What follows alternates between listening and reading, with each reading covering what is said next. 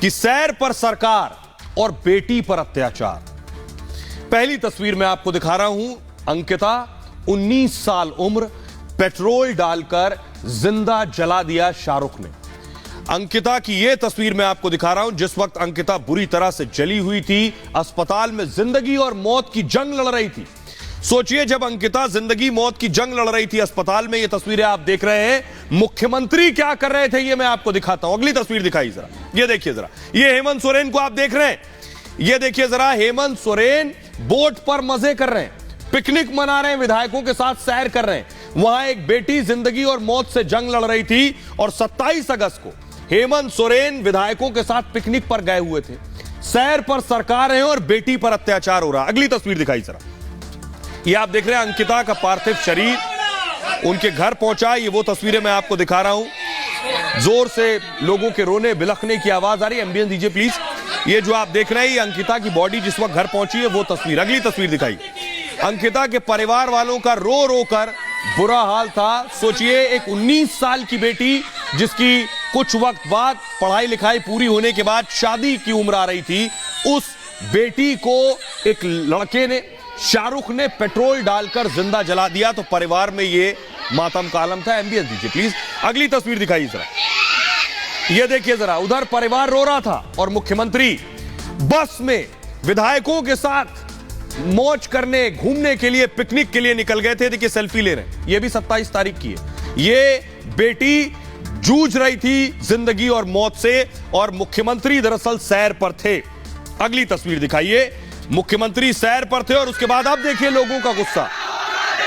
लोग अब फांसी मांग रहे हैं, हत्यारे के खिलाफ फांसी की मांग कर रहे हैं, लोग नारेबाजी कर रहे हैं। ये वो तस्वीरें मैं आपको दिखा रहा हूं। एम्बियंस दे दीजिए प्लीज, फुल स्क्रीन लीजिए। लोग फांसी की मांग कर रहे हैं।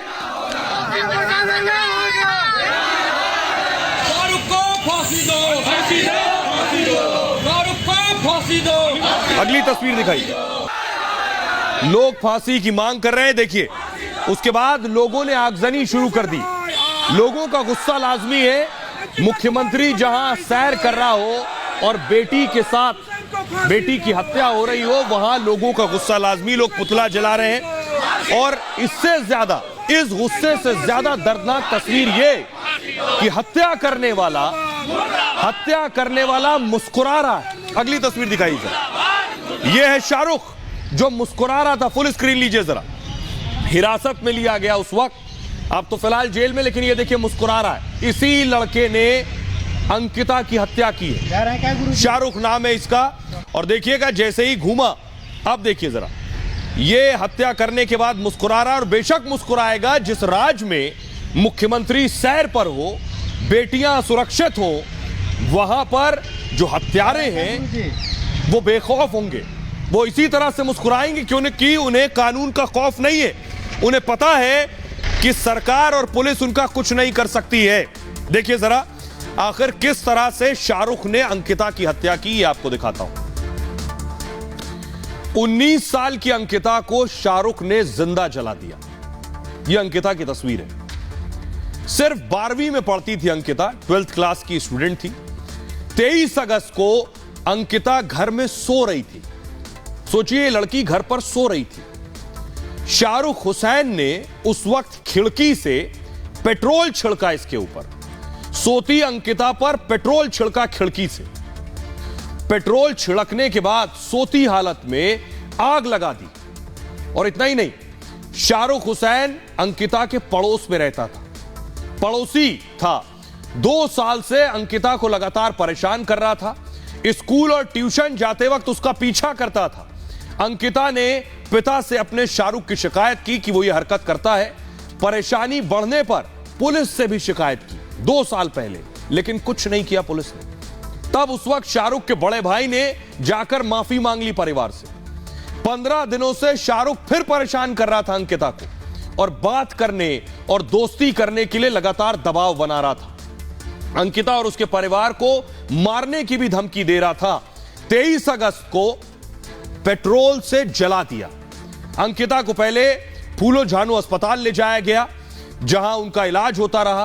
प्राथमिक इलाज के बाद उन्हें फौरन रिम्स रेफर कर दिया गया। रांची में अंकिता 5 दिनों तक दर्द से कराती रही, जिंदगी से जंग लड़ती रही और शनिवार रात को अंकिता ने आखिरी सांस ली। रांची के रिम्स अस्पताल में दम तोड़ दिया। मुख्यमंत्री से सवाल अब बीजेपी कर रही है कि आप चार्टर्ड में घूमते हैं, पिकनिक और सैर पर थे, लेकिन अगर एयर एम्बुलेंस का इंतजाम कर दिया होता तो अंकिता को दिल्ली लाकर उसका इलाज किया जा सकता था, लेकिन ऐसा हुआ नहीं। आइए अब आपको सुनवाता हूं, अंकिता ने मौत से पहले बयान दिया है। जली हुई अंकिता पूरी तरह से अस्पताल में एडमिट थी। मौत से पहले आखिरी बयान मैं आपको सुनवाने जा रहा हूं, सुनिए जरा। पापा को बोले तो पापा उसके बड़े वाले भाई से बात किए तो पापा क्या उसके बड़े वाले भाई बोला क्या तू अपने बदमाश से सच्चा हम तो मारती ही है, ऐसा बोला। फिर हमको धमकी दिया परसों रात को फ़ोन करके 8 बजे कि तुमको मारेंगे हम घर में अपने पापा को 10 बजे रात को आए, पापा को बोले, पापा ने ठीक है सुबह होगा तो देखते हैं। और सुबह 4 बजे आके खिड़की से पेट्रोल फेंक के और आग जला के भाग गया। तो पेट्रोल कहाँ पर फेंका गया था? पेट्रोल एगो डिब्बा में 2 लड़का था, वो और एगो छोटुआ था। उसके साथ और एक लड़का? हम खिड़की खोल के देखे थे। आप मुस्लिम बहुल क्षेत्र में रहती हैं? ना वहाँ पे ज़्यादा मुस्लिम है उधर। और आपको शरीर में कहाँ कहाँ प्रॉब्लम आया? सब जगह आया, टोटल जगह, खाली मुँह थोड़ा सा छोड़ा है। हम जरवाड़ी से रहने वाले हैं और एक लड़का हमको फ़ोन करके धमकी दिया। उसके बाद फिर सोए हुए थे अपने रूम पे, बाहर से पेट्रोल डाल के और आग जला के और चले गया। वो लड़का कौन था तो फिर खिड़की खोल के देखे तो मोहल्ला का ही था, मुस्लिम था लड़का। और वो लड़का हमेशा नशा वशा करता है, सबके साथ यही करता है। क्या नाम है लड़के का? लड़का का नाम शाहरुख है। और ये कितने दिन से तुमको तंग कर रहा था? 10-15 दिन से। स्कूल ट्यूशन जाते थे, आगे पीछे करता था। मैं नंबर किससे ले लिया, धमकी दे रहा था, बात नहीं करेगी तो ऐसे करेंगे वैसे करेंगे। क्या धमकी देता था? कि बात तुम करो, बात नहीं करेगी तो तुमको मारेंगे, सबको मारेंगे। और ये वो लड़का ऐसा पहले और किसी के साथ भी किया है क्या? हाँ, बहुत किसी से बात करता है, मोहल्ला का लड़की से। बहुत लड़कियों से? हाँ, बहुत किसी को यहाँ वहाँ घुमाता है सबके सामने। तो तुमको धमकी देता था कि अगर बात नहीं करेगी तो जान से मार देंगे? हाँ, धमकी दिया था रात को। पापा को रात को हम अपना बताया, पापा वाले ठीक है सुबह देखते।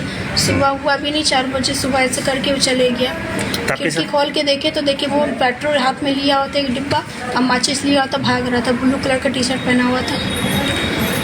और यहाँ रांची रिम्स में कितने बजे पहुँचे आप लोग, पता है तुमको? कल 4 बजे सुबह हुआ, फिर दुमका का हॉस्पिटल में थे, वहाँ से रेफर किया। 9 बजे रात को निकले, सुबह यहाँ 5 बजे पहुँचे।